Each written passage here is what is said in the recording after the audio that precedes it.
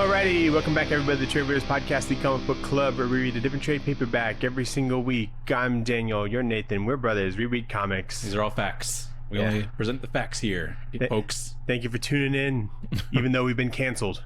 Wait, have we? Yeah, Nathan's been canceled, but I gotta stick by him. Oh shit, what did I do? I gotta teach him to be better. Oh no, did I say slur again? Not again. I forgot to bleep it out. Wait, what happened? What do you think you did? Did I shit on anime or manga again? Possibly. I remember one guy got a little feisty on that, and I was like, "Be quiet." Yeah, like literally, like sells like so much more than American stuff.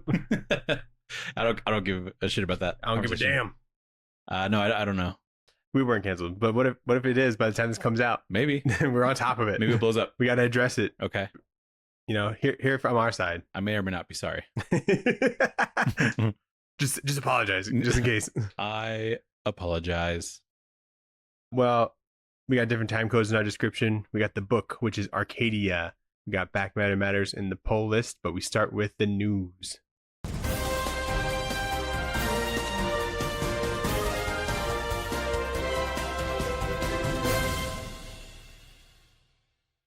Got any news, Nathan? Hot stinky news, Daniel. Hot stinky news. From today, as of recording, there is a, well, we kind of knew this was coming from Mark Millar, but it's a Nemesis Forever 5-part series launching in August. It's going to be Mark Millar and Steve McNiven writing and Matteo Scalera on art.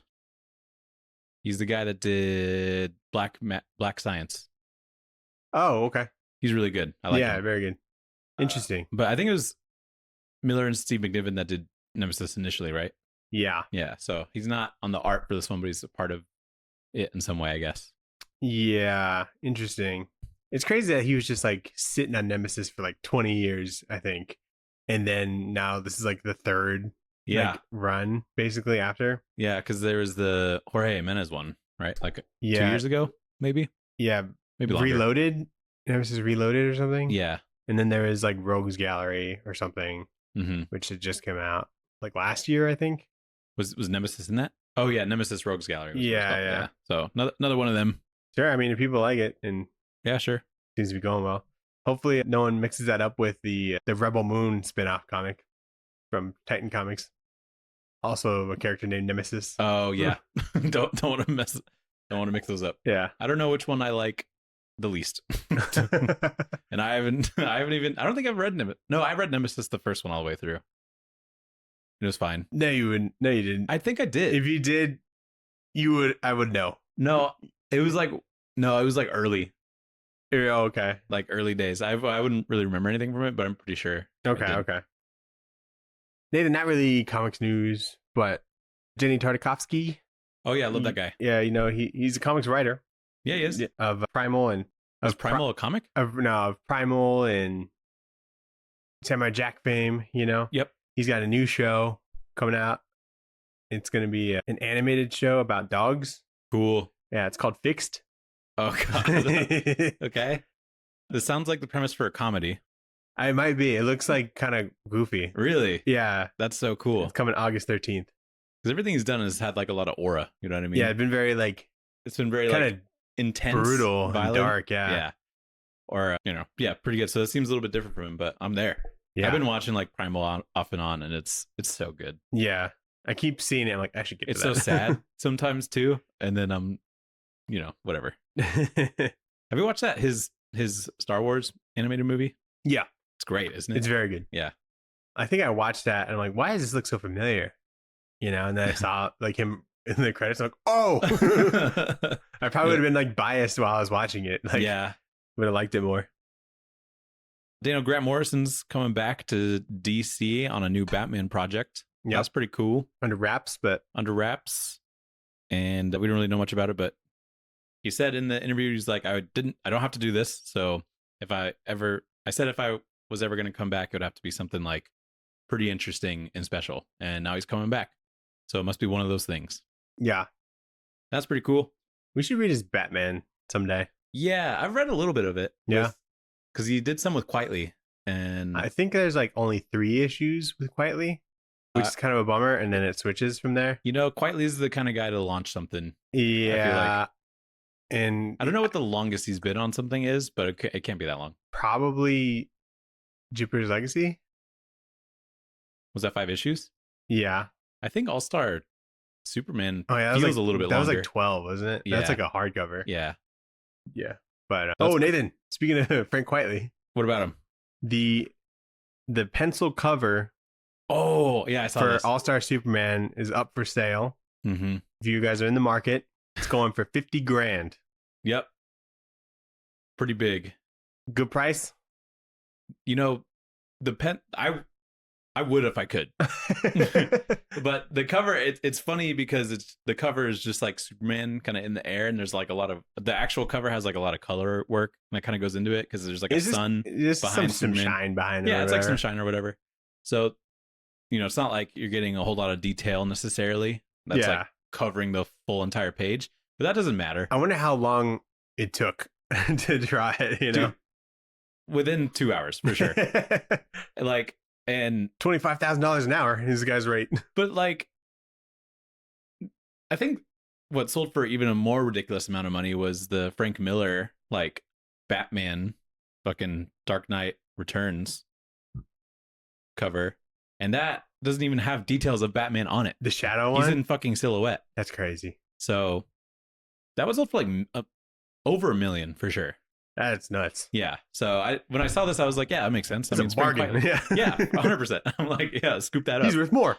That's what I'm saying. Yeah. And like, and with like that's Jim like Lee, the titular like Batman story. This is what a lot of people I think would consider the titular Superman story. So I think it makes sense.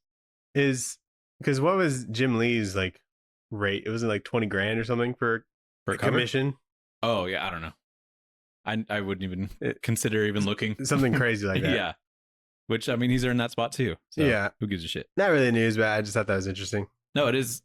It is interesting. Nathan, Mad Cave Studios? Vaguely. They're going to be coming out with the Speed Racer series. Oh, cool. Yeah, coming July 30th, and it's going to have spin-offs and stuff. Mm-hmm, They're building like a American universe. I think the main line is going to be written by David Paposi.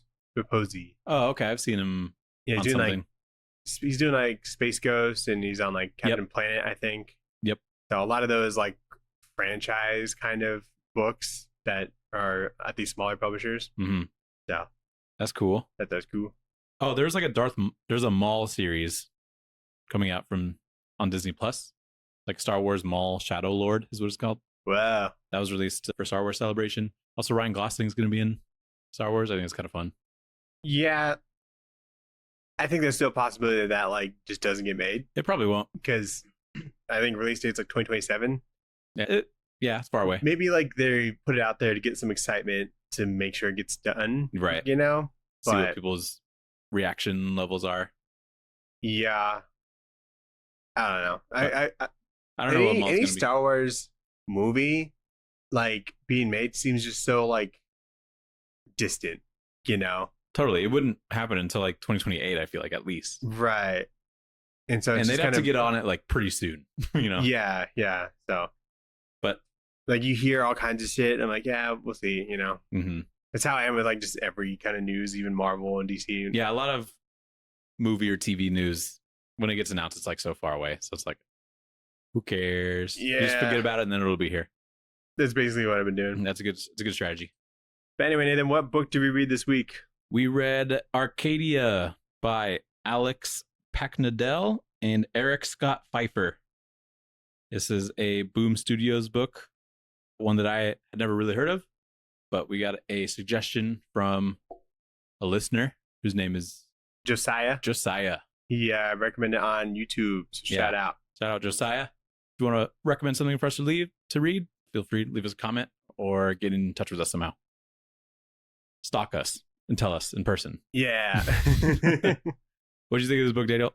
I love that we got a recommendation, but this was not for me. I was lost. And I did not know what was going on for, I think, 100% of it. I was pretty lost the whole time. And like, I think the idea of it's really fun. Yeah.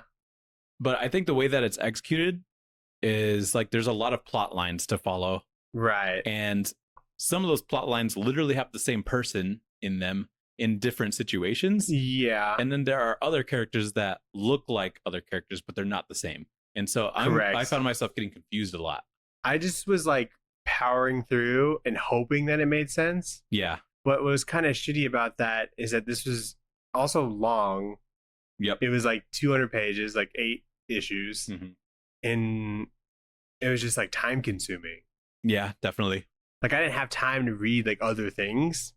And that almost like makes me dislike this book more. I feel a bit of the same way. It feels like a spin-off comic for a movie that we should have seen already. Yeah. With how much like context is missing. They kind of throw a lot at you at once. And there's not like the scenes don't really breathe. So it kind of jumps from thing to thing, from people to people. I'm like, I don't know these people. Yeah. And I really only caught on to like a few names, but I don't think it was like the important ones. Yeah. Because they're throwing out names that it's like, we don't see that guy ever again. And it's kind of weird. So I think I like the artists on this. I think they do a really good job. But at the same time, there's elements that they introduced in the first issue that don't really carry on throughout the rest of the book. Yeah. And so I think the first issue is like pretty strong. I mean, you're kind of getting through a lot, which makes it tough. Yeah. But there are definitely like concepts in here that I thought were like pretty cool and unique and could only exist in this book. But yeah, I agree that it's tough to follow. It's just like so much talking and you don't really know what they're talking about a lot of the times. I agree. Yeah, it was something. Yeah, tough to follow. Because like it's like I think it could be good, but like because there's like so much talking, not that much action stuff or anything that has the capability of being in a comic, it's tough to just have it be a fully dialogue thing, Yeah, I think my main criticism is you could probably cut out like 2 plot lines out of this because there's like couple issues. There's a virtual world and then there's a physical world, and then each of those have like a B and C and D plot from what it feels like. Yeah, and they jump around like every 2 pages, so it's like it's tough for me to get acclimated and like sink my teeth in. Yeah, it feels like I'm sampling a bunch of things, and I don't really understand any of it. Yeah. I guess we'll just get into it. So we'll get into it. So basically the premise is there's a global pandemic that wipes out billions of people. 7 billion, Nathan. 7 billion people. Isn't that all of them? I think they recounted recently, and there's like 12 now, but I haven't confirmed that. Yeah. I just remember seeing a tweet. It was like, they missed that many. I don't know. But I think it's the census that was done, it was like 8 billion. So they can possibly have a census like for the whole world, Yeah, not everyone has like addresses. Yeah, but there's like things you could do to like measure. And it's not like fish, Nathan. It kind of is like fish. It kind of is. We know how many fish there are, I think, dude. But there's way more fish than people. So if we could do that, we could do people. Yeah, you know what I mean. Anyway, there's a global pandemic that wipes out 7 billion people. So there's only like a couple 100 million people left alive, but the minds of the dead have been uploaded to a computer program somehow called Arcadia. The living, or called the meat, are maintaining the data center Arcadia that Arcadia operates on in Alaska, where it's super cold and they can manage the heat and stuff, while the Arcadians develop a cure for the virus that's happening in the real world. And inside Arcadia, no one can like die. And they have like all sorts of weird rules and stuff, but Lee Pepper, who's a guy helping the president to keep Arcadia running, he has his family in Arcadia that he's communicating with illegally. So he's kind of keeping that on the down low. And then there's some entity in Arcadia that manages to kill somebody, which should not be possible. And that's kind of the cliffhanger of the first issue.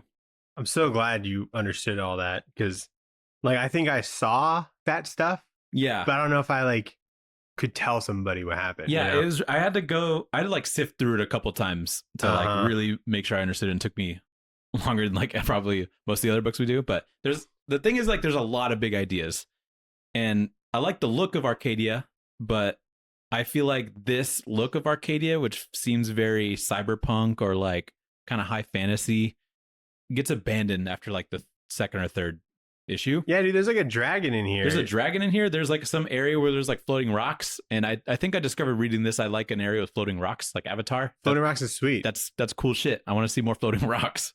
Or like there's low poly people, and I think that the idea was brought up that if you're not like rich enough, you can't get enough bandwidth to render more polygons in your face, so you just become this like sludge person, or like a low poly person. I think that's the idea. But then I'm like, I thought like none of this is on a monitor, so that's not really how that works. That's I thought just graphics. Like the elite were uploaded to Arcadia. No, it's like most people. It's like 2 billion or something. I think it's a lot of people. I'm like, how did they do it after the fact? You know, they realized they had a problem.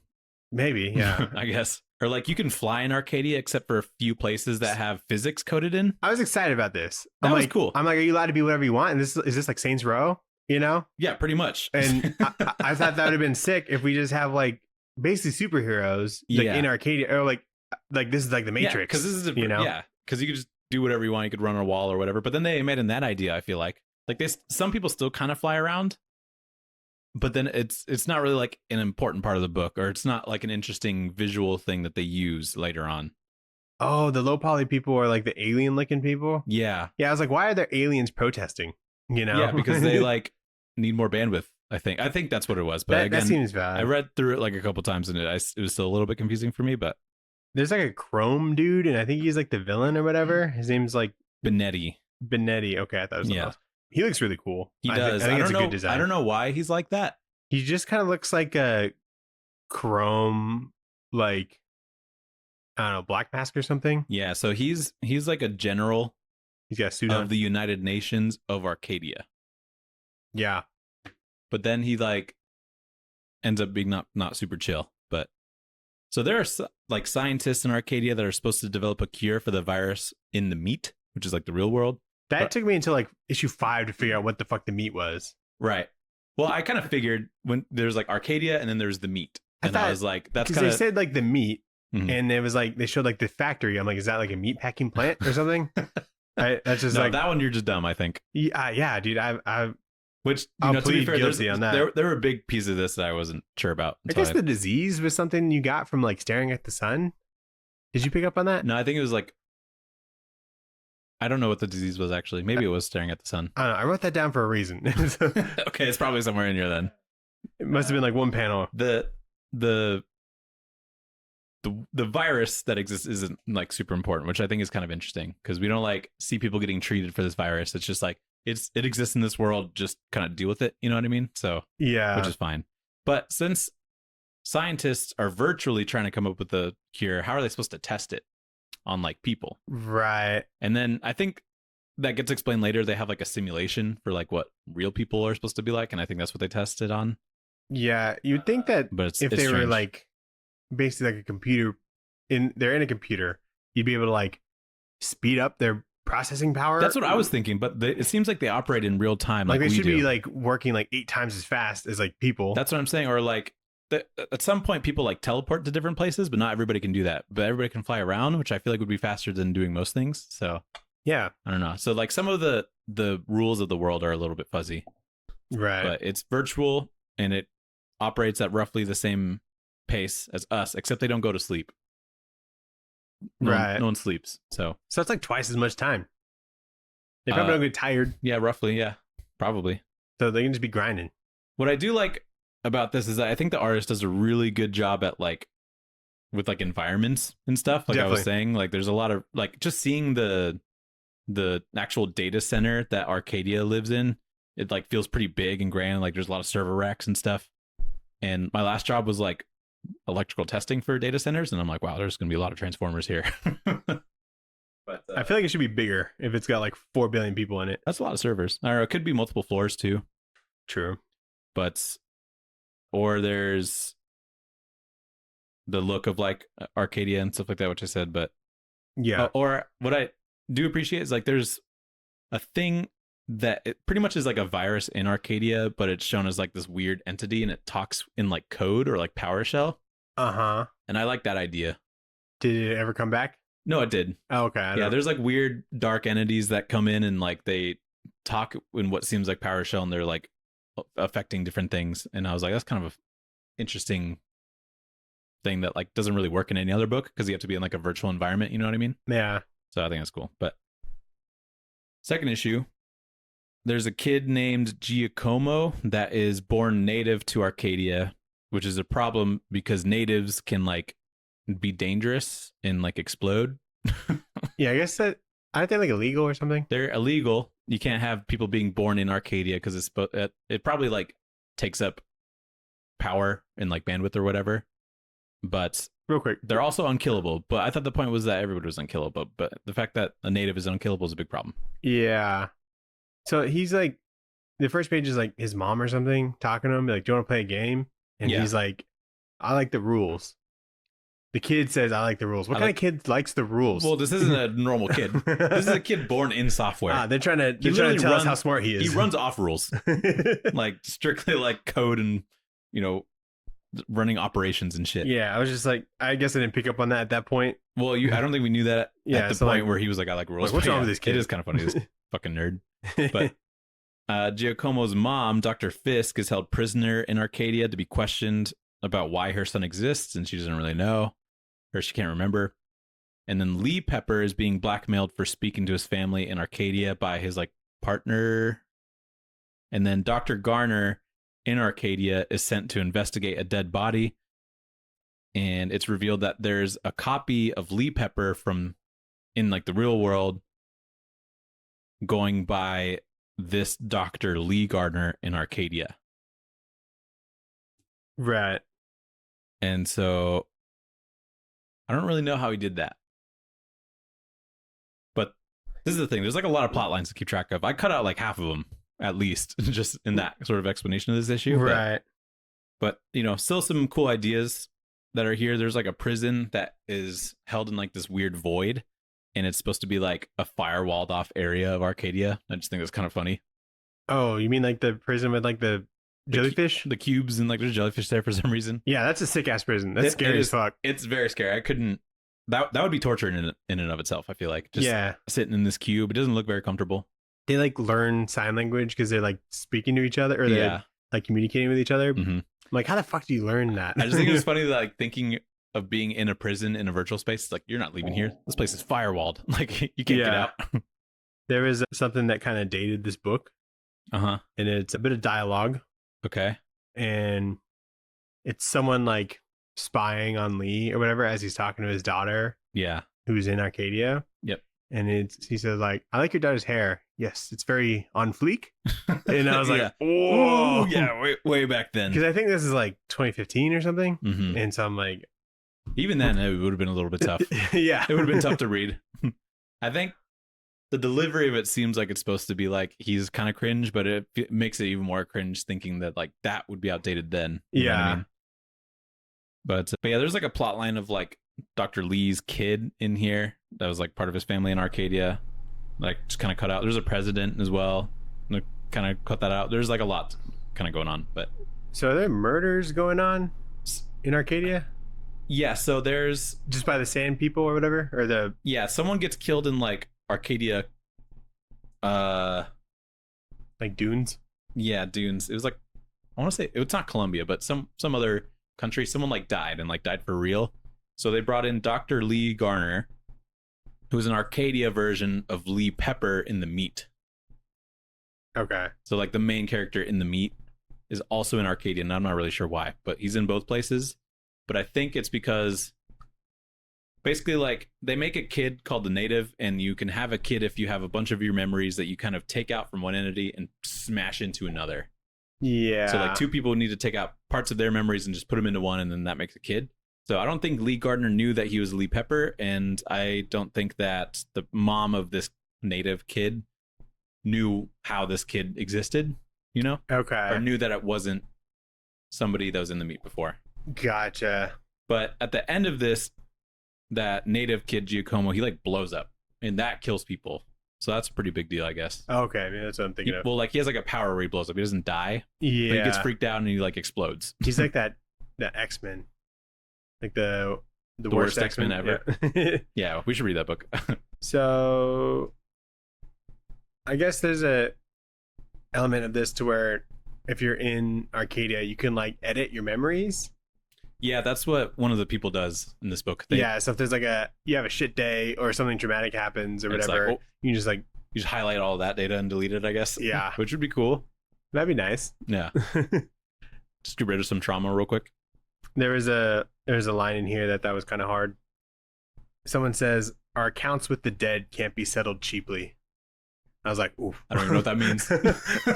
But it sounds fucking cool. But like, yeah, like it's almost as if like you almost owed somebody something, but they ended up dying before you could fulfill that. Yeah. And then just kind of making amends on something like that. Yeah. Is like even harder now that they're dead. Yeah. I just thought it was neat. Can you imagine owing somebody something and then you die or whatever and you get sent to Arcadia and then that same person that you owe something to also goes to Arcadia? Yeah. And it's like, I found you. Because this isn't like heaven. Like everyone just kind of goes there. Yeah, it's just like a temporary, like, it's like a limbo or something. You know what I mean? I mean, well, it's not like their soul goes to Arcadia. Their consciousness kind of does. Yeah, but that's like uploaded. I don't think that's like. Those are one and the same to me, philosophically. Sure. Yeah. Like practically, yes. But I'm thinking more like comic wise. Oh yeah. Say if there is like heaven and hell kind of thing, mm-hmm. I feel like soul moves on, right. And then you just choose to upload your brain, Mm-hmm. Yeah. Anyway, if this is like a temporary solution, where's all the bodies? How are they keeping track of the bodies? Oh, what do you mean? Are you supposed to, is the idea that like you get held in Arcadia and then you just get back in your body when the viruses chill again? No, because or is it just like permanent? I don't think it's supposed to be meant to. You're supposed to like back up your memory into like a dead body, Yeah, true. So like these people are dead, but they're just living here now. Yeah, their subconscious is living on, mm-hmm. and yeah, their bodies are rotten or whatever. Yeah, that makes sense. So it's just kind of like a tech heaven kind of thing. Yeah, or tech afterlife. Yeah, that makes sense. All right, issue 3. Giacomo, the native kid, kills a bunch of SWAT guys in Arcadia by exploding, and then he flies off with a stranger. Arcadia version of Dr. Garner manages to make a connection with the meat version of Garner, and they have this like weird telekinetic connection for like a second, which proves that there is some sort of connection that is possible between Arcadia and the meat. Benetti, who's like the Arcadia general guy, tries to bring in Coral Garner, which is the daughter of Lee Garner, but she escapes. And then Arcadia Garner is thrown into the Void Prison, and Benetti wants to use him as a mole of some sort. We don't really know why yet. And then Arcadia people find out about Nocturne, which is a way for the meat people to permanently kill Arcadians. Basically just deleting them, I think. And no, I thought Nocturne was like something that the government, like the president, suggested, which is to like shut down Arcadia for a couple hours. Oh, right. Yeah, that's what it is. A day in order to save energy. Yeah. Because it uses like an insane amount of energy. Yeah, you're right. It would basically be like a sleep cycle, but for Arcadia, because they're up all the time and that uses compute power, processing power. Yeah. So they kind of just shut it down for 8 hours. I mean, to them, they wouldn't really notice that it was turned off, I don't think. I don't think so. I mean, that's kind of like us if like we go to sleep and have uninterrupted sleep. You know, you just kind of teleport to the next day. That's true. So, dude, maybe we're in a simulation. Whoa, probably. They got Nocturne. Dude, we got Nocturne. But everyone's got different Nocturne, I guess. Yeah. Can't think about that too long. Yeah. Anyway. I'm going to get stressed out. Is there a character named Alice? Probably. That dies or something? Alice dies. Let's see. Oh, wait, yeah. Okay. Here's one thing. They're in like college, or the daughter of the Garner person is in college, and they're talking about like just kind of living in Arcadia and philosophically some of the things that have changed. And there's some questions being brought up, like would vegans still exist in this space? Because like you're not killing any animals unless you're like virtually killing them, and so it's like, do you even need to eat even? Yeah, so I mean, like, maybe vegans still exist. Maybe it's like just to have like the mental sensation of like eating. Yeah. Because like even if I like didn't get hungry, I think I'd still want to eat some stuff. I think so too. Sometimes you just want a pizza, like cookies. Yeah, or cookies and pizza. That's really the only thing I'd be like, you know what? Or yeah, maybe you want to go have a drink. Can you get drunk? Probably not. Can you code yourself to be drunk? I guess it's kind of like if you were drinking in like fucking Red Dead or something. Yeah, you can get drunk in there. Yeah, so it's like each beer is worth like a certain amount of ABV or whatever. If has 10 beers equals super drunk. Yeah. That's how coding works. And I think at some point somebody says that something's wrong with Arcadia. Did you pick up on that? Like, I think they're just running out of space. Okay. All right, I had like nothing on that issue. Yeah, that's fair. So issue 4, Benetti is using Garner in Arcadia prison to try and get a password to Arcadia source code from the guy that created Arcadia. And so they're kind of working together. I don't really know why he's working for him, but Coral breaks her dad, Lee Garner, out of prison with some like shape-shifting heist thing that they can do. But he did manage to get the Arcadia root password, which is like eminence. And so Benetti broadcasts to Arcadia and the meat that if Nocturne is not reversed, then Arcadia will cut ties with the meat, stopping a cure for being made. And then some Arcadia scientist does test a new cure on a subject, which goes wrong, and it turns him into like another weird like void person. And my question is, why wouldn't the people running the data center just pull the plug? You know, if you're not going to be cooperative anyway, like they always have that as leverage, I feel like, over these people. You can kind of think of it as like, what is it, like global relations or national relations? What is it, like just conflict with other countries? Yeah. You know, because there's other people. You can't just be threatening like. I guess it would be a little bit of genocide. Yeah, like a lot of genocide. Like billions. Even though all those people are dead. They are dead, and like they're only, but you know, I guess that's kind of the idea that Benetti's doing, is like he's doing this like game of chicken with them. Yeah. But like one can exist without the other. And I guess that's the point. You know, you just got to learn to work together. Yeah, why would they work or go to college? Like there's no point. It's not like you're not going to die. They don't need resources. You don't really need money. They don't need each other to function. Or if you do need money, yeah, why would there even be scientists? I guess they'd probably have the altruistic. I guess for the sense of that. Yeah. You know. But like, why do anything? Not everyone can be scientists, you know? Yeah. It's just like it should be like an afterlife. Why would you be a professor in college? Yeah, you just play video games all day. Just fuck off. Yeah, play like literally for like hours and days straight. All day. Or just go fly around. Go to the beach. Just stay there. Yeah. And then like if you get like sand in your ass, you probably wish it away. I'm not asking for more to be in this book, but like a passing little statement of like, yeah, everybody just works kind of like how they did before. Yeah, and that would be fine with me. Because like they don't need money or something. Yeah. And I don't think they'd make it to where like you need currency in order to feed yourself. Yeah, I need money. And even if you don't get hungry, you know? Yeah, totally. I need money so I can eat and like be in a house. Okay, so think of this, like say like we go to Arcadia, but we still want to stay up to date on like comics that come out in the meat. True. That the meat produce. Does that mean that we should work in order to like buy digital copies of comics so that the people making them in the real world get money? Is there inter meat commerce is what you're asking? Like, can people in Arcadia buy stuff? Only really digital things, you know, because like the new Elden Ring game comes out. I'm in Arcadia. I'm like, I need to play that shit. Because if there's only like 1 billion people in the world, then a lot of production of stuff is going to go down. But if there's like enough money to keep as if there is like 8 billion people in the world, then stuff will keep getting made, you know, for the people in Arcadia. I guess that's true, but in that, I don't think all the money is accessible. So what do you mean? If 8 billion people die, how am I going to get all the cash?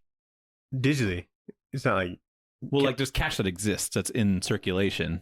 Right, but like you know also like the American dollar is not like backed by gold anymore, you know? So it's really just like a number that you have. It's a fallback. Right. But just say that there's no longer like national currency. It's just like units, like a global currency. Crypto. Yeah, Bitcoin. Yeah, Bitcoin. You want to buy Call of Duty 27 or whatever, but you live in Arcadia. Yeah. You use Bitcoin. Activision or whoever has it is going to keep making that shit if only the people alive are buying it. Because that's not a good market. Yeah, I guess that's true. And then you basically have like unlimited customers because even though you die, they're still playing your game, you know? Yeah, your customer base exists. So is your like game library like transferred to Arcadia? So you or you have to like buy it? Support for that. You have to buy it again. Steam would have to come up with some sort of support for that. So I could see that. Bottom line, I could see being okay if you want to like have Netflix or something, or if you want to buy comics, you know? Yeah. because like Scott Snyder's still pumping out Batman, but he's still alive. But is he, or is he like still creating like in Arcadia if he's dead? I think some people would create for the love of the game, but they probably wouldn't sell it because like why? You don't need money. That's true. So I think if there's Scott Snyder alive in the meat, you know, he still needs to pay for whatever he needs to pay for. Right. So he sells to Arcadia. But is everything cheap because like there's so much? Well, it'd be a little cheaper unless there's tariffs. You wouldn't going into Arcadia. You wouldn't like maintain like livestock and, you know, crops and stuff at that level. Not as much, no. So less demand. I guess the demand would adjust. There's a supply and demand. The supply would adjust to the demand. Yep. I took econ. I thought too hard about that, but it's a good question. I think. There see big ideas. Because then, like, I guess a lot of, creators like Grant Morrison that doesn't have to make comics. He definitely wouldn't be making comics if he was in Arcadia. He's making Batman for the love of the game. You know, he doesn't need to do that. Right. So he'll probably make Superman but like books in Arcadia. He hasn't. It's like been a minute since like, you know, his stuff comes out, and so that could be for like a lot of creators. They're not making stuff as much because it's no longer their job. Mm-hmm. You know. Well, I guess there's like the low poly people. They need. I think they're the poor. Oh yeah, to be like rendered more. So maybe I think everything we just talked about is dumb. So I don't think everybody, because there's like kids that are like, your parents got to pay for them. I guess so. If they're gonna be like, I don't understand this world, man. Issue 5. There's more real people that start to transition to Arcadia. They're just like uploading themselves after seeing the Benetti broadcast thing. And Benetti reveals that he has a cure, but he won't share it with the meat yet until he has like control of the whole situation. And this is causing transformers to explode in the meat. And so people are dying that way because there's an influx of people going into Arcadia. Coral, who's the daughter, meets the original creator of Arcadia. His name's Roger. And then Giacomo starts to like dive down into the deep Arcadia code. And he starts speaking to this like dark entity thing. And I'm lost at this point. Yeah. Are people like killing themselves to go to Arcadia? I assume they would be, right? I think there's like, how do you get there? I think there's like a little thing that you put in your fucking head and that uploads your consciousness. You probably Bluetooth. Have to go somewhere like a DMV. But there's people like stabbing shit in their head. And I think that's how they get in. Oh yeah, I remember that. And I guess that's just like a Bluetooth connection. That seems like it would take more time because there's so many like you're dead, but neurons or whatever. It's probably still doing work while you're dead. I guess so. Yeah, because like if you don't want to like work or whatever, I guess that. Yeah, we already established that they're working in Arcadia, but like if you don't want to die, because I assume, because like I don't know if like if you're old, do you go in Arcadia old? I think whenever maybe if you pay more, you can be younger, kind of thing. Yeah, maybe. Are people shapeshift, so maybe they just revert to a version of themselves? True. I don't know. I assume everybody can do that. But like, if you're like mentally ill and you like take your life, are you mentally ill in Arcadia? Probably. It's just uploading what you got. Dang. It's a lift and shift. It's really not like a solution. No, at that point you just die. I bet there'd be like hippies that like wouldn't want to go to Arcadia. Oh, 100%. So they try and live as long as possible. I don't know if I would. I mean, if I'm gonna die, I'll be like, I'll give it a shot, see what happens, because I got nothing to lose. Because this is what everyone's doing. But to me, yeah, that's true. I probably would. I don't know what I'm talking. I guess it gives you more of because a lot of the elites that are going into this, they probably don't have to work in Arcadia because they did well in the real world in the meat or whatever. Yeah, I wonder how there wouldn't be like any billionaires in Arcadia because it's not like people are motivated by money as much. I don't think. Well, unless people do. Assuming like that there's like a funds transfer kind of thing, like when you die, a Bitcoin transfer. Yeah. Yeah, your Bitcoin. You're just living with your Bitcoin. But then are you paying people to do? I don't know. Anyway, I'm done thinking about that. There's the meat, the Audis or whatever. They want like a back door. They're trying to figure out. I think the government is trying to find like a back door in Arcadia. Yeah, they need a way to get in. To get like, did you see that? Kind of. Okay. People are getting in, but I didn't say the government wants their own way in. Yeah, and they're saying like Arcadia is like at capacity, which makes sense because I feel like with only a certain amount of servers. Yeah. So do they call Giacomo Jack? I don't know. I think they're like that's like a nickname. Giacomo's a weird name. I don't know what that means. I don't think it's a real name. It might mean something. It might be. But yeah. No, I don't know. So chapter 6, it starts off with someone like actually mining in the earth for Bitcoin. I thought that was kind of funny. But Giacomo talks to the lady that is the weird dark entity thing that's been killing people. And she's saying that she's doing some cleansing, which sounds bad, but she's actually being controlled by like these weird goblins. Don't really know what they are or what they represent. But the president and the meat plan on resetting Arcadia essentially to its factory settings. I don't know what that... They wouldn't be killing people, but I guess just going back to like resetting back to day one, which would be kind of annoying, I guess. Yeah, does that mean like everyone's memories are... Yeah, I think memories and all that, all progress goes back to a checkpoint. Essentially, like you die in a game, you just like, you come back. Yeah, what's the point of that? Just so that they become less rebellious, I think. Okay. So while in California, Lee Pepper finds a file from Arcadia creator Roger that tells him that his wife, Sybil, had Alzheimer's, and she was the test subject for uploading consciousness into Arcadia. But apparently she is somehow actually holding everyone in Arcadia inside of her mind, I think. But I don't know what the servers are for in that case, but maybe just holding the data. And the dark entities are actually Sybil trying to clear out foreign entities out of her mind. And then once Lee Pepper makes this realization, he gets knocked unconscious. And that's that issue.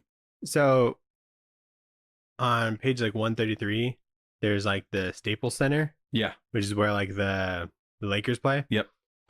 So this is actually strangely accurate because when this book was made, it was the Staples Center, but it was rebranded to the Crypto.com arena. Oh, yeah, that's when right. crypto became a thing. Uh-huh. But then it transitioned back to the Staples Center.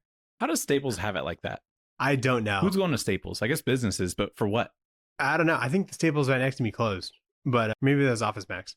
I'm not sure, but that's funny that people... It's funny that like they made Staples Center in the comic, and this is like the future or whatever. Yeah, and they didn't know it was going to rebrand and come back. But it's funny that it's still accurate, you know. Yeah.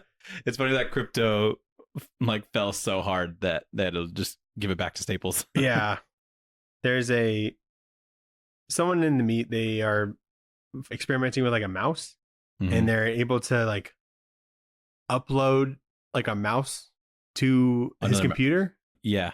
And there's a panel of like this mouse being drawn. And like that's all they got. Virtual mouse, complete download. Download virtual mouse, yes or no. I just thought it was funny. And it's like these are the people that make Arcadia. Yeah, this is like the training wheels that maybe people are training to be software engineers for Arcadia. Yeah, so what I hate is that Arcadia has like Arcadia, California, and like Arcadia, Mojave Desert and stuff like that, which is fine because you got to put people somewhere, I guess. Yeah. But then people are also going in the meat to like California and stuff like that.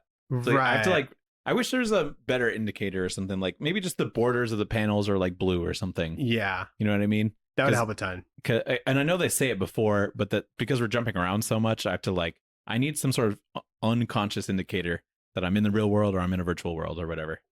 Yeah, or if like the real world is like a sepia tone or something, like it's like just like you're in Mexico in movies. Yeah, or it's like black and white, you know, it's just like a lot of the soul or whatever. Yeah, even if it's like more depressing because there's a pandemic that killed 7 billion people, like more depressing colors, and in Arcadia it's like a little bit more bright, which like, generally it kind of is like neon and stuff. Yeah. But anyway, I think this is an example of like someone stabbing that thing in their head and then going to Arcadia, because this Roger dude, like the guy that created it, I think poked one in his head and then he hung himself, but he turned into a skeleton really fast, so I don't know. Yeah, is the hanging even necessary? Yeah. And then issue 7. So Lee Pepper is being tortured by Uncle Cosmos for some information. I'm not sure what it is. Giacomo explains that they are all in Sybil's mind, and then Cosmos wants Lee to send them to Arcadia. And then Lee's connection with his Arcadia clone Counterpart gets them to come up with a plan to send all of Arcadia to Lee's head instead somehow, because that would be better than having it in Cybel's head, who's trying to like clear it out. And so they come up with a plan really fast to do this, but in the process of them doing this, a monster Titan version of Cybel emerges into Arcadia to start like fucking shit up. Was there like a suicide pact in this issue?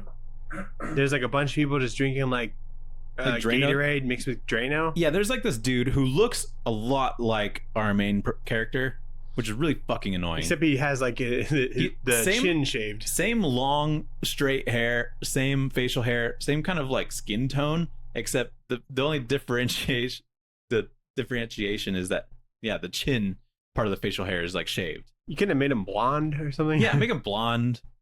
Fucking anything. You know what I mean? Give him a scar. Yeah, that's always tough. No matter how good you are at art. Yeah, it's like these are literally the same design.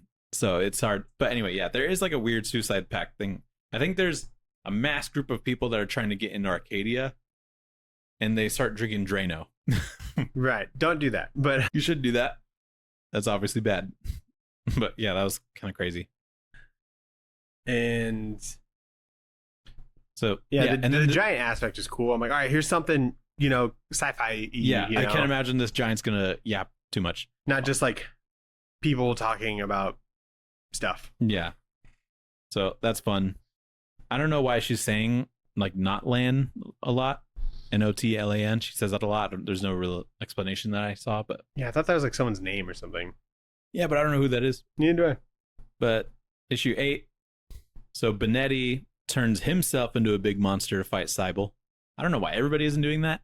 If it's a danger and you can shapeshift, but so they start fighting, and then while they fight, they start transferring everyone in Arcadia into Lee instead of Cybel, and then Giacomo stays because the whole algorithm doing the transfer won't work on him since he's a native, so he has to stay behind. And then everyone gets into Lee Pepper's mind, which leaves him like paralyzed pretty much, I think, or like almost like brain dead in a way. And Giacomo still exists in Cybel's mind with the Arcadia Lee, and they're just kind of like hanging out in her mind still. Yeah, a bunch of people like were like melting away. Yeah, because I guess that's the transfer happening or whatever. Yeah, I think it's their data being transferred over, but they successfully moved everybody into Lee, which I don't know if that really fixes anything.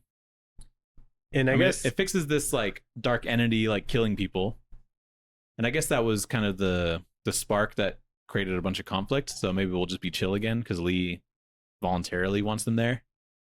Was the skull dude Valentin or whatever? The skull dude? Yeah, the dude with the face, the chrome guy. That's Benetti. Okay. He was like the Arcadia United Nations general guy. Right. Basically, he's like president of Arcadia, I would say. There was like some dude that was like in like a meat prison who had like the cure for like the virus. Oh, and yeah. he just had it drawn on a napkin. Oh, yeah.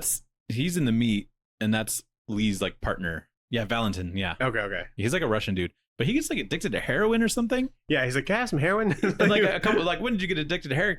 Like, there's a time jump of like 2 months, and in that 2 months, he grows like this crazy beard. He needs glasses, and he's addicted to heroin. And I'm like, when did this happen? But yeah, I don't think this is a cure. This is nonsense. Because all it is just like a molecule drawn on a napkin, and I'm not, I don't make vaccines, but I think you need a little bit more than that. It can't be that simplistic. I don't think it'll be that easy. Yeah. So kind of crazy. And now, like in Arcadia, there's like a bunch of superheroes. Like everyone's flying. I think those people are dead. Maybe. That's a somber way of looking at it. Why is so Lee? Like if they're being transferred, wouldn't they melt away? Like Lee did? Yeah. So, because these guys are here because they didn't make it. Because like Giacomo's there because he was made there. He's native, and then the Lee is there because he's like kind of native. Because everyone's in his head already. Yeah. So like, I guess he wouldn't have made it. It's not like he would be in his head. Yeah. So I don't know why everybody else is here, but they're floating in a way that suggests that they're not trying to be like that. So So I don't know how that works. Maybe they're just like the husks of everybody that left. It seems like they're flying. Yeah. Anyway. So let's get it back matter matters. That's back. Yep. Back matter matters. We got some covers, Daniel. Yeah. Great covers, I gotta say. Yeah, pretty good stuff. It lends itself to having really cool covers. I Totally. think. Yeah. Because there's lots of do you know these people? Like design issues that you can do. Okay, let's see. We got Eric Scott Pfeiffer, he's the artist for this book. We got Matt Taylor. He's really good. He is really good. But when I saw the cover of this, I'm like, I'm excited to read this. So I guess that's what a cover artist needs to do. Ooh, connecting covers. W. Scott Forbes, don't know. Fraser Irving, I've seen him somewhere. Yeah. He does some connecting. Eric Scott Pfeiffer, Matt Taylor again. I don't think I knew any of these people. But yeah, that's good. Just some covers. So, what would you rate this book, Daniel? I would rate this like a scoop of ice cream that you like drop on the floor. Okay. And then you're like forced to eat it off the ground. Wow. I like that. And you don't get to go back and get into it. you can't redo it. Yeah, like it's still like ice cream. Like you're excited for it. Maybe it's not that dirty of a spot on the ground. I like that. Dude, remember that kid in Barcelona at the zoo? Yeah. He like dropped his ice cream on the ground. That was wild. He just fucking bends over and eats it off the ground. Like literally a cartoon. Like the flexibility was insane. Like a cartoon circular ice cream falls off a cone, hits the ground, and he goes for it. We were just watching this kid, and it just happened. The mom was watching too, and we were like, "No!" We were feet away. The mom didn't fucking flinch, and we were like, our eyes were like jaws on the floor. We're like, "Oh my god!" We had to leave immediately because it was insane, and we were about to start laughing. It was like the funniest thing I've ever seen, probably. Because I saw the gears turning in that kid's head, like. Ice cream on floor now. What can I do about this? And just like, I think I could get that. When you drop a thing, you can pick up. And then we tried to like mimic that. Like, I don't think I could have the flexibility to even do that. No, which I don't. It's crazy. No, yeah, his hammies are elastic. Yeah. What do you rate it? I think I'd rate it like. It's very complex, so I want to give it like a complex dish, but like probably like a French dish that's very complex, but I don't feel like I'd get full from. Okay. Like a ratatouille. Sure. Like that shit looks like it'd be good, but I feel like if I eat it, I'd be like, that was an appetizer. You know what I mean? Yeah. And like there's so many flavors and stuff like that I can't really appreciate it. Mm-hmm. I don't think. Like I think this is probably good if you read it again.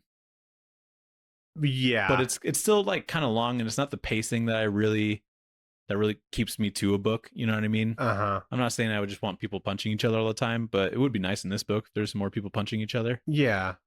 Which sounds like a dumb way to put it, but like I like that, people have like their vision and their idea and they're able to execute that. Yeah.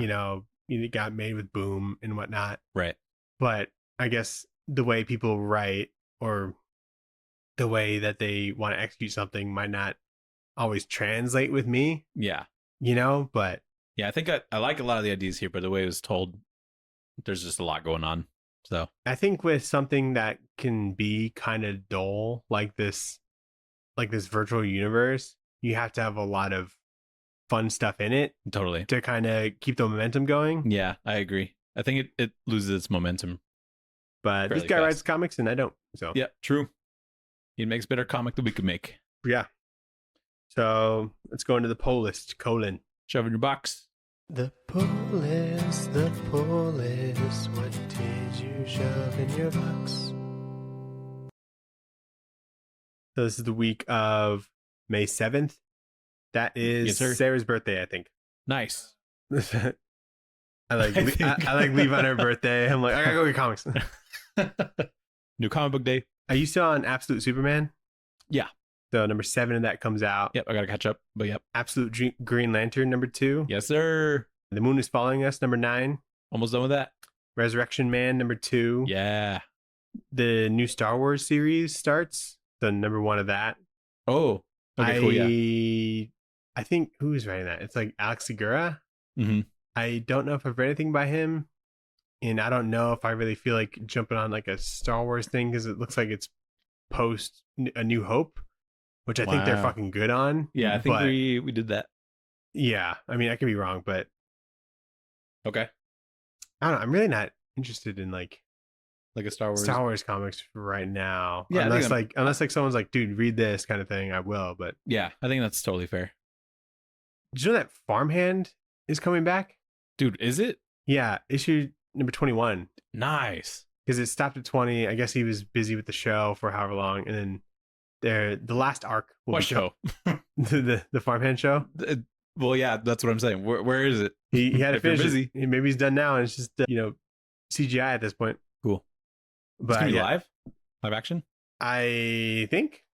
Sweet. I don't really know, but yeah, the last arc of Farmhand will be coming out. Nice. Starting with 21. Godzilla Heist number 3. Nah. I'm dropping it, dude. I didn't have it.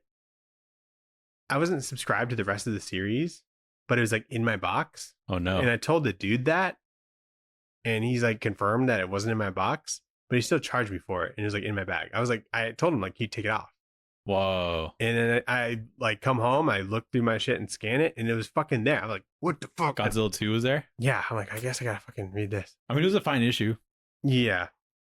But when you're like already mentally checked out from it. When you know you're not gonna read it, you're not gonna Yeah. But now I have it now. I think last week I said Heavy Metal number 1 comes out. Mm-hmm. I think it was pushed to this week. Okay. So Heavy Metal. Yeah, we're recording in advance, so I get to see all the delays or whatever. Yep. Hopefully I have it from the Kickstarter that I funded before it comes out. Yeah, a loyal reader. I'm gonna read like right away now, just so that I feel like a little exclusive, and then spoil something on Twitter or something. I would never. Too much stuff has been spoiled for me like the last couple weeks to where like I just hate people who spoil stuff, and I would like, never be that person. Yeah, fair. I didn't read anything else because the time that I did have was going to this, and it took a lot. I had to take breaks and stuff too. Right. That's fair. I got some more stuff on eBay. Oh, really? Nice. Yeah. Let's check it out. We got eBay books. Let's see. Batman versus Predator. Dude, that's awesome. Yes, sir. Dude, flip through that. Look how fucking sick it looks. Oh my god. So this is Dave Gibbons and Andy Kubert and Adam Kubert. Yeah, Dave Gibbons writes. Oh my god. The artwork and the coloring fucking rules. Oh my lord. It's so 90s and awesome. Dude, like this invisible predator. That's right there. Dude. Look at that shit. If you're not on YouTube, go check it out. This is awesome. That's one of those things that are like just out of print. I'm like, and I just like looked it up, and it was very. How much was out? Do you remember? 20 something. That's great. Yeah. And then I got the hardcovers of the Marvel Hip Hop variants. It's just there's 2 of them? Yeah, there's 2 hardcovers because they did like 2 batches of them. And so does it have like the issues of those books? No. That would be way too long. It's just the covers. There's that many? Yeah, I guess so. Is that the Carter? Yeah. The one you flip to? This is the Carter, like 3. 4. Is it 3? Oh, maybe it might be 2. Maybe. I mean, I don't know. I need to ask Sarah. She would know. She would know the Carters. So what I was kind of hoping for is that they'd have like the original like no, you can't do that album. Yeah, but that'd be just too hard. And so I don't really know what a lot of these are, you know. I don't either. I don't know ball like that. I know a lot of the first volume 1, but the second batch of them, these are like deep cuts. Cool. You know, I'm like, I do not know these. I keep saying they got to do it again, but metal covers. I tried looking up covers, just a collection of these like online, but you couldn't really like find them all somewhere. Maybe I wasn't looking hard enough. Like no one's documented all of them. Yeah. I mean, there's probably like a Reddit post or something. Yeah, maybe. But I kind of just liked having them because I like looking at them. And this is like such a... Just on the cover of that, I could see that Kanye West album, the one that like orange one. The Life of Pablo. Yeah. It's the Life of Carol. It's like Carol Danvers. Oh, probably for like the life and death of Carol. Oh, yeah. And so, yeah, this is like just one of the coolest things cover-wise I think has come out. So I bought these together. Which one of those do you have physically? Because I have a few of them. I have the Power Man. I think I have the Astonishing Ant-Man. Okay. I have the Moon Knight one, and I have the Power Man and Iron Fist one. I have to flip through it. And I think there's an Extraordinary X-Men one. I have the Vision one, which I think was like I think it was like a weekend cover. Oh, yeah. So Yeah, there's a lot of them. That's cool. But yeah, I always thought that was really cool. That'd be a good coffee table book. Yeah. But I'm not putting it on my coffee table. Sarah's like, why is this here? So people could look at it. Yeah. But yeah, I got those. I was pretty excited about it. Nice. Another out of print thing that I've been looking for. Nice. Did you read anything? I read New Gods 4 and 5. Ooh, I haven't read 5, but 4 is phenomenal. Isn't it spectacular? It's when like shit hits the fan. I was like, here we go. I know. I read that right after reading this, and I was like, this is what I like. Which is so stupid because it's just like people fighting or whatever. But man, it's so good. It's so. And then the beginning artist for the next issue is Andrew McLean. Nice. Which is so good. That's awesome. It's like light ray flying around and shit. In 5, yeah. Because they have like a guest artist for like the first 2 or 3 pages. Yeah. But yeah, this one's so good. And I think what I like so much about this comic, obviously, is Evan Cagle, but he's really good at like, do you know what aura farming is?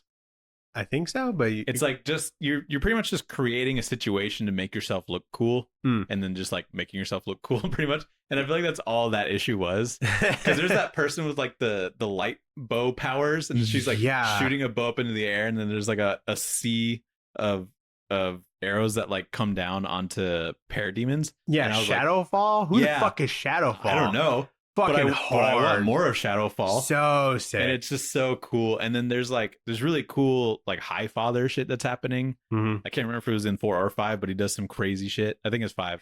Okay. But man, it's so good. Yeah, that book rules. And like Orion just looks cool constantly, which I feel like he's a goofy looking guy most of the time. Yeah, I think 4 you see like Mr. Miracle in action and stuff like that. There's some cool Mr. Miracle stuff, which he looks great, and I love seeing him. So I think they do really, really good with this book. It's like if Evan fucking Cagle does not get an Eisner, we riot. I will. I don't know if it would even count for this year. At some point in this year or next year, if he doesn't get one for this book, I'd be. Well, it might be angry for next year, because I think maybe number 1 came out in December. I think number 1, it was probably December. So I don't know if he'll be considered. But if he's not next year, I riot. Yeah. Also, I think it's time for me to submit us to be judges for the Eisner. So I'm going to do that when I get home. Hell yeah, dude. If you remember. Yeah. So that's what I read. Did you watch anything? I watched the first episode of The Last of Us. Okay. Season 2. Pretty good. Yeah. I'm really excited. I couldn't remember a whole lot of what happened in the first season. So it was a little bit of like... The recap's helpful. Recap did help. I only remembered like the last scene really well, where they're like on the mountain, and then Ellie's like, you promise or whatever. Yeah, he's like, don't lie to me, and then he lies. Mm-hmm. But yeah, it's really good. Did you watch it? Or yeah, I'm caught up on it. Oh, you are? Okay. Yeah, I only watched the first episode. Okay. But it's great. I think I was back into it like immediately, and it was great. Was Catherine O'Hara in the first season? No. Okay. So did we know who her husband was in the first season? I looked it up. It was the old guy. I don't remember what the situation was. Okay. But this seems to was he in the first season? Yeah. Okay. I don't remember him, but she had a real problem. Yeah. But yeah, it's cool. I like just kind of the whole situation. And then there's like a lot of chemistry between Ellie and Dina, I think is her name. Mm-hmm. And that really works for me. Dina is the girl from Alien Romulus. Oh. Yeah, I was telling Sarah about like her. I thought she looked familiar. I was telling her about like, well, she also played Dora in that Michael Bay movie. That's what. Wait, is Michael Bay movie? Yeah. Whoa. Well, Michael Bay produced? It's probably produced. But I was telling Sarah about like her like horror scream. I'm like, oh, they probably got her like because of that, or maybe this was filmed Did around she do the the same horror time. scream in like Romulus? Yeah. When her like boyfriend dies. I think it's like when she like gives birth. Oh, that's a good one too. Yeah, and I remember thinking like, that's a good fucking scream. I can't wait to tell Sophie that that's the person from Romulus, and I'm going to act like I knew that before. So you're welcome. But she'll listen to this and know that I'm a fraud. So. Yeah. But yeah, she's good. She's a really good actor, and I immediately super likable. Yeah, got the chemistry between her and Ellie in the show. And then there's that scary fucking infected person that like that thinks and like hides. Oh yeah, and like is quiet. That was fucking tense. I was like, dude, is this? I'm like, I forgot how much the show fucking rules. It does, dude. It rules. And if there's more of those fuckers, it's gonna be really scary. This is such a strange show for like my relationship, because Sarah like does not fuck with zombie shit at all. Like it's like black and white shit, stuff before the 90s, and then zombie shit. It's just like zero tolerance for it. But she likes this. But she likes this. I'm like, it's the same concept. No, they're fungus. But it's dead people, right? They're not alive. Right. And so it's just like... Yeah, no, I get what you mean. It's pretty much the same. Yeah. But yeah, this show's great. Yeah, big fan. The second episode good? Yeah. All right, cool. Have you heard anything about it? Yeah, I think I know what happens. Yeah. And I knew that was going to happen. Yeah. But I've been keeping it from Sophia, so I can't wait for it to happen. That's probably good. Yeah, that was spoiled for us, and that sucks. But I almost like kind of preferred to know in hindsight. I just knew what the concept of the second game was, so I knew that. Okay. Yeah. Yeah, we were going in blind mostly, but yeah. Anything else you watched? It's good. I'm glad it's good. I haven't read anything else or watched anything else. Okay. Got a couple things. Did you read Resurrection Man? No, but I had a copy in my box. So I just gave yours. Okay, back. Cool. I watched the first episode of Monarch, Legacy of Monsters, that Godzilla Apple show. Oh yeah, the one that came out a little bit ago. Yeah, it is executive produced and developed by Matt Fraction. Really? Yeah, that's kind of like why he hasn't like done comics in like a little. He just comes back and gets Batman then. Yep. You think you could just go make an Apple fucking plus Godzilla fucking thing and come do Batman? I guess he could. And also Mariko Tamaki is like a writer on that too. I think they're married. No, that's Kelly Sue. Yeah, you're right. But they're friends. I think they've collaborated. Well, I'm telling you, they've collaborated on this Godzilla show. That's what I was thinking of. And I just saw the name. I'm like, wait a fucking minute. She's great. Yeah, it's a pretty interesting show. It's like a majority like people stuff, but it's like interesting people stuff. Okay. And so I'm in, How in are you? How deep are you in? Just one. Is there Godzilla yet? Yeah. Cool. You get like a minute of Godzilla. It looks great. Do you think there will be no Godzilla the rest of the time because they got you in already? I think there should be like at least like a minute of Godzilla each episode, and then maybe a lot in the finale. That would be cool. So that's kind of how I picture it'll go. Nice. I watched this show called Pantheon. Okay. Have you ever heard of that? No. It was like an AMC Plus show. So like you have to have like the AMC Plus app to watch it. Maybe they played it on the AMC channel. AMC like the movie? The AMC like channel like okay. Walking Dead, Preacher, stuff like that. Okay. And it's an animated show. And it's actually a lot like Arcadia. It's about like, they call it UI, like uploaded intelligence. Oh. And so. Not user interface? No, yeah, that's what I was thinking. That's like, the dead name? Yeah. And so it's kind of like the early days of UI, where it's like you can upload your consciousness to like the internet or whatever, or like a server, but like uploading it like kills you. Like there's no way to like upload you and scan like all the neurons or whatever your brain without like dying. Kind of thing. And there's like this girl and like her dad dies from like being sick. And then she finds out that his brain was uploaded later, and they're just trying to like figure all that out and stuff like that. I don't know. I heard about it on TikTok, and I heard that it was like a top tier animated show. It was like pretty good, but like it has like 100% on Rotten Tomatoes. Whoa, 95 audience score too. Cool. And so like this must fucking rule. It's got a rule. Yeah, it's got like Paul Dano in it. He's great. Is he the dad?